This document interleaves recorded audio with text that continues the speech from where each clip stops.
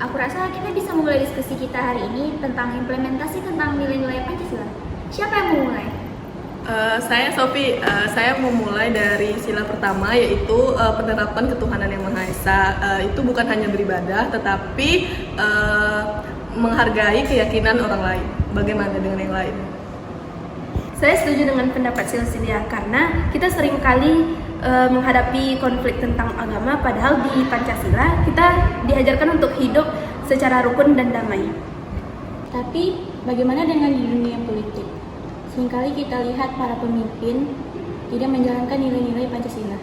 Karena korupsi dan nepotisme adalah contoh pelanggaran terhadap keadilan sosial. Kita sebagai warga negara harus berani melawan hal itu. Bagaimana jika kita mulai dari lingkungan sekitar kita, seperti saling tolong-menolong, menjaga kebersihan, dan menghargai perbedaan? Bagus sekali, Rezi. Implementasi nilai-nilai Pancasila tidak harus dimulai dari skala besar, tapi bisa dimulai dari skala kecil. Lalu, bagaimana dengan sila kelima? Keadilan sosial bagi seluruh rakyat Indonesia. Apa saja contoh penerapannya dalam kehidupan sehari-hari? Salah satu contohnya adalah memberi kesempatan kepada semua orang tanpa memandang latar belakangi sosial dan ekonominya. Contohnya dalam dunia pendidikan.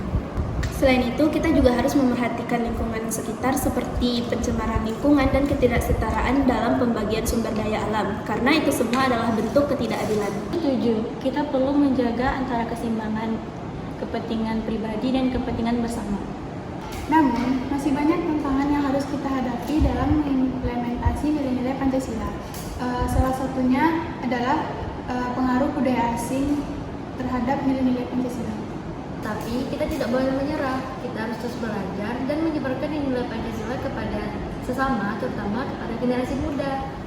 Nah, pendapatnya bagus sekali. Sebagai generasi muda, kita memiliki peran penting dalam menjaga dan melestarikan nilai-nilai Pancasila. Mari kita jadikan Pancasila sebagai pedoman hidup kita sehari-hari.